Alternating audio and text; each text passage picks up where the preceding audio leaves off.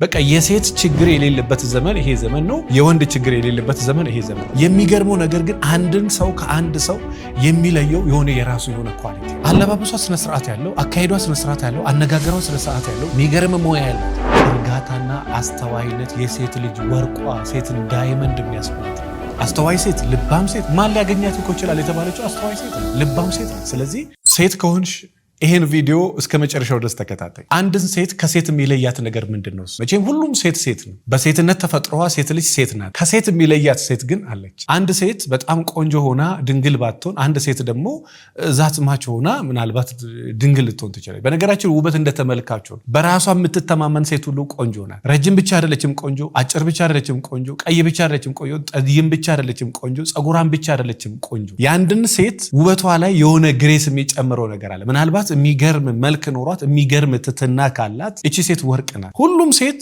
በሴትነት ሴት ነው። በተለይ በዚህ ዘመን በቃ የሴት ችግር የሌለበት ዘመን ይሄ ዘመን ነው። የወንድ ችግር የሌለበት ዘመን ይሄ ዘመን። ነገር ግን እስኪ ራስሽን አዳምጪ። እኔን ከሴቶች ምን ይለየኛል ብለሽ ታስቢያለሽ? ከሴቶች ምን ይለየኛል? ምንድነው ለየት የሚያደርግሽ? ከሚስት የምትለይ ሚስት አለች። 4 ልጆች ወልዳ ጥይት ተተኳኩሰው ያገቧት። እንግዲህ 4 ልጆች ወልዳ 38 ዓመት ሆኗት ትዳሯን ፈታ 38 ዓመት ኖረ። በታሪክ እሷን ካላገባው ብሎ ተፋጅተው ያገቧት ሴት አለ። ምን የተለየ ጸጋ ቢኖራት? ያችን ሴት ያየሻት ቀን ግን እውነት ምንም የለኝም ለካ ብዙ ነገር ይቀረኛል ትያለሽ። ይሄን ስላችሁ ይሄን ቪዲዮ የምትከታተሉ የእናንተ ኳሊቲ የላችሁ ማለት አይደለም። የሚገርመው ነገር ግን አንድን ሰው ከአንድ ሰው የሚለየው የሆነ የራሱ የሆነ ኳሊቲ አለ። በጣም ተወዳጅ፣ በጣም ተፈቃሪ፣ በጣም ተሰሚ፣ በጣም ተከባሪ ሴቶች አሉ። በዘመድም በጓደኛም በየትም ቦታ። እነዚህ ሴቶች አለሌ ሴቶች አይደሉም። የመንገድ ሴቶች አይደሉም። የትም ቦታ የምታገኛ ሴት አይደለም። ወረኛ ሴት አይደለችም። አግሬሲቭ ሴት አይደለችም። ኃይለኛ ሴት አይደለችም። ተቆጪ ሴት አይደለችም። ሞያ የሌላት ሴት አይደለችም። ራሷን የማትጠብቅ ሴት አይደለችም።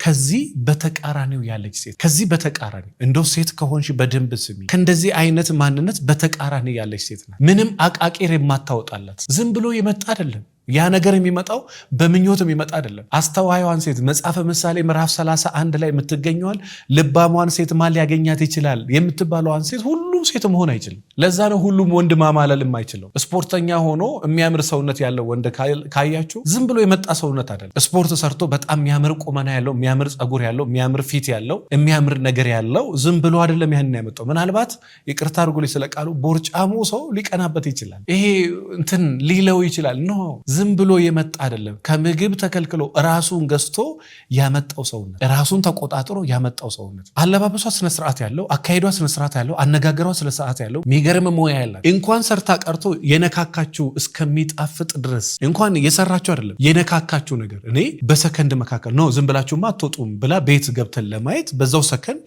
ዱቄት፣ እንቁላል፣ ወተት አድርጋ የሚገርም ነገር ሰርታ ከሻይ ጋራ የሚገርም ምግብ፣ የሚገርም ቂጣ፣ በጣም ወፈር ያለ ስሜት የሚሰጥ ሳይቀር ብላ የሚያሰኝ በስንት 30 ደቂቃ 20 ደቂቃ ይሞላል። ቆመ ሁለት ነገር አይተ ባልጨረስክበት የሆነ ምግብ ሰርታ ጨርሰ ባዶ የነበረ ቤት ውስጥ ይሄ ዝም ብሎ የሚመጣ ነው። እንግዳ እንዳጠራብኝ ሳልዘጋጅ ጤፍ ሳላስፈጭ 200 ኪሎ ሳላስፈጭ በርበሬ ሳልዘጋጅ ሽሮ ሳይዘጋጅ ይሄ እኮ የሴትነቷ እኮ ነው።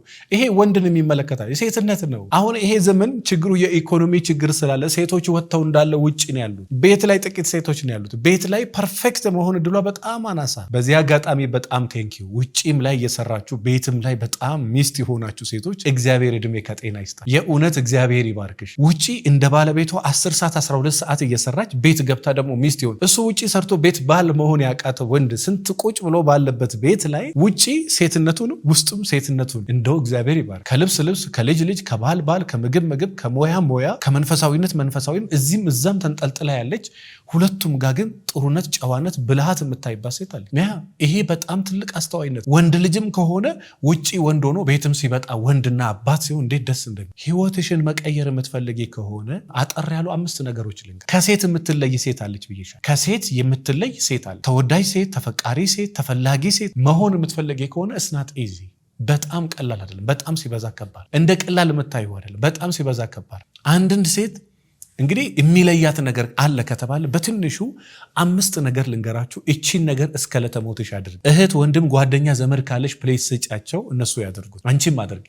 የመጀመሪያ እርጋታና አስተዋይነት በጌታ ሴት ሆና ትንሽ የተረጋጋች ስትሆን አስተዋይ ስትሆን ማስተዋል በአንድ ቀን የሚገነባ አይደለም። እርጋታን በአንድ ቀን የሚገነባ አይደለም። ነገሮች መካከል መልስ ከመስጠትሽም በፊት ከመናደድሽም በፊት እንዲህ ነውም ከማለትሽ በፊት ከማድነቅሽም ከመሳደብሽም በፊት ራስሽን አረጋጊ። ይሄ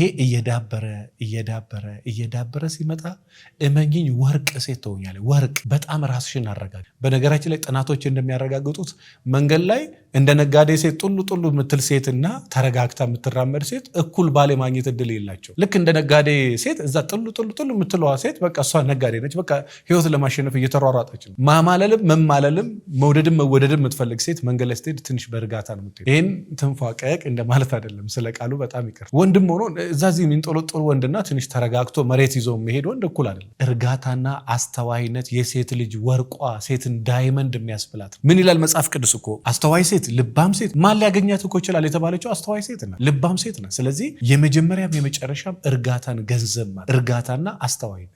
ከዛ ቀጥሎ ያለው ሁለተኛውን ነገር ልንገራችሁ። ለስለስ ማለት ሴት ልጅ ቆዳዋ ለስላሳ ነው፣ ጠንካራ ለስላሳ ነው፣ ባህሪዋም ለስላሳ ነው። ሴት ተፈጥሮ ኖራት እንደ ወንድ የምትናገር እንደ ወንድ አክት የምታደርግ እንደ ወንድ ጉርብት ምትል ሴት አትወደድም። እንደ ቆዳዋ ጸባይዋም ለስለስ ያለ የሆነ ነገሯም ለስለስ ያለ ሴት ትወደዳለች፣ ትፈቀራለች፣ ትፈለጋለች። ስለዚህ ልስልስ በይ። ይሄ ንግግሮችሽን መካከል አንዳንድ ነገር እንደ ሴት ለስለስ በይ። ምንም ያሽኮርምም ነገር ባይኖርም እንኳን ትንሽ የተወሰነ እንደ ሴት አፈር ፈጣጣ ሴት ነች፣ አይናፋር ሴት ነው የምትሰማው። ያ እንደ ሴት እኮ አፈር ስትል ስሜት ትሰጣለች። እንደ ሴት ትንሽ የተወሰነ አፈር ስትል ስሜት ትሰጣለች። ማታፈር ሴት እና የምታፈር ሴት እኩል እንትን የላቸው። ስለዚህ እንደ ቆዳሽ በድምፅሽም በአንዳንድ ነገርሽም ለስለስ በይ። ሴት ልጅ ለስለስ ያለች ናት። ቤት ውስጥም የትም ትቆጣ እኮ ትናገር እኮ፣ ግን ልስላሴ የሴትነት ለዛሽን አትጭም። የወጥነት ለዛውን ካጣ ምን ወጥ ነው? በቃ ለዛው መኖር አለበት። የወጡ ወይ ደግሞ የእንጀራ ወይ ደግሞ የዳቦ ወይ ደግሞ የወንድነት ወይ ደግሞ የሴትነት ለዛው መጥፋት የለበትም። ለዛው እያለ ግን ምንም ማድረግ ይቻላል። ሶስተኛው ደግሞ ቁጥብና የምታስብ ሴት። በዓለማችን 1% ወይ 2% ነው እንግዲህ ሰዎች በዓለማችን ያስባሉ የሚባሉ። ሳታስብ ቀርታ አይደለም፣ ማሰብና የተሻለ ማሰብ ይለያያል። ስለዚህ የምታስብ ሴት በጌታ ስም በጣም የምታስብ ሴት በጣም ሲበዛ አስተዋይ፣ ልባም፣ ተወዳጅ፣ ተፈቃሪ የመሆን ህይወቷን የማስተካከል እድሏ በጣም ከፍ ያለ።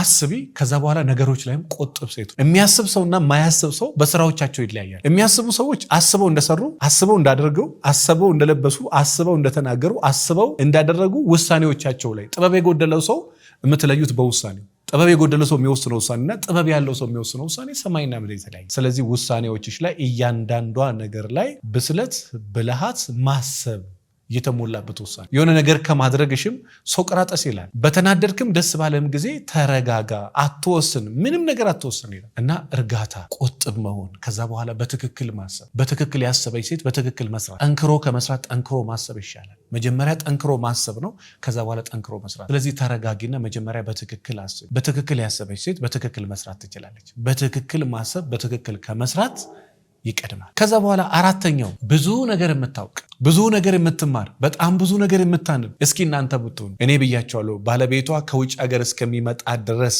እናት አባቷ ሽንኩርት የሱ እናት አባት ሽንኩርት እየሰፈሩ በእጅ እየወረወሩላት፣ ባለቤቷ ከአሜሪካን ሀገር በአመት አንዴ ወይ በሁለት ዓመት 2-3 እየተመላለሰ 4 ልጆች ያሳድጋ አሁን ዛሬ ፒኤችዲዋን እየሰራች ይቻላል። እንደዚህ ከ20 በላይ ሙያ ተምራለች። ኤዲቲንግ ሳይቀር፣ ቀረጻ ሳይቀር፣ ኬክ መስራት ሳይቀር፣ ሶሻል ሚዲያ እንዴት እኔ እንደው እግዚአብሔር ይባርካት። በእውነት እኔ ቤተሰቦቿ ምን ያህል የመረቋት ሴት ነው። ምን ያህል የመረቋት ሴት፣ ስልክ ላይ ስታንኮራፋ የሚሽበት የሚነጋባት ስራ ፈት ሴት እያለች እንዲህ አይነቷን ሴት አሁን ባለቤቷ ፈረደበት። በቃ እንዲህ አይነቷን ሴት ያገባ ሰው በቃ ፈረደበት። የእውነት ስራ ፈት፣ ስራ ማትወድ፣ መንቀሳቀስ ማትወድ፣ ማቀድ ማትወድ፣ መስራት ማትወድ፣ መንቀሳቀስ ማትወድ ሴት ያገባ ወንድ በቃ ፈረደበት። በቃ ፈረደበት። ሙያ የሌላት፣ ጸባይ የሌላት፣ የማትንቀሳቀስ፣ ስራ ማትወድ፣ ራሷን ዝቅ ማታረግ ሴት ያገባ ወንድ በቃ ፈረደበት። ሴትም ፈረደባት። በቃ የማይንቀሳቀስ፣ ስራ የማይወድ፣ ታማኝ ያልሆነ፣ ያልተረጋጋ፣ ስብዕና የሌለው፣ ወንድነት የሌለው፣ ጨዋነት የሌለው፣ ሃይማኖት የሌለው፣ ባህል የሌለው ይሄን ወንድ ያገባች ሴት በቃ ፈረደባት። በዛው መጠን ደግሞ ሙያ የሌላት፣ ጸባይ የሌላት፣ እንቅስቃሴ የሌላት፣ የማትንቀሳቀስ፣ የማትሰራ፣ የማታቅድ፣ ስልክ ላይ ጠዋት ማታ የምትውል፣ ጸባይ የሌላት፣ ሙያ የሌላት፣ መልክ ሰውነት የሌላት፣ ራሷን የማትጠብቅ እንዲች አይነት ሴት ያገባ ወንድ በቃ ፈረደበት ነው የምትሉት። ሌላ ምን ትላላችሁ? በቃ ፈረደበት ነው የምትሉት። እንደዚህ ደግሞ ፈረደበት ከመባል ፈረደባት ከመባል ለሆነ ሰው ችግርም ከሆንክ ደስ የሚለው እረፍት መሆን ደስ የሚለው ሰላም መሆን። ስለዚህ እባክሽን ስልክሽን ለትምህርት ተጠቀሚው። ኢትዮጵያ ቁጭ ብሎ ሃርቫርድ ዩኒቨርሲቲ የሆነ ነገር እየተማሩ ያሉ ሴቶች አሉ። የእውነቴን ነው የምነግራችሁ። በ48 ዓመቷ አሁን ፕሮፌሰር የመሆን ድሪም ነው ያለኝ እየተማርኩ ነው ያለችን ሴት አይቼ እንዴት እንዳደነኳት፣ እንዴት ደስ እንደምትል። እኔ ሕክምና ባለሙያ ነው መሆን የምፈልገው፣ አልረፈደብኝም፣ 40 ዓመቴ ነው እየተማርኩ ነው ያለችን ሴት አለች። ይቻላል። ለምንድን ነው የማይቻለው? በዚህ ነው አንድ ሴት ከአንድ ሴት የምትለየው። እኔ እውነቴን ነው፣ ትምህርት ላይ እንዳትቀልዱ። በዚህ ዘመን ትምህርት አይጠቅምም። ትምህርት የተሳሳተ አመለካከት ነው። እስከ ዕለተ ሞት ድረስ ተማር። ምናልባት የምትማረውን ነገር ምረጥ እንጂ ተማር።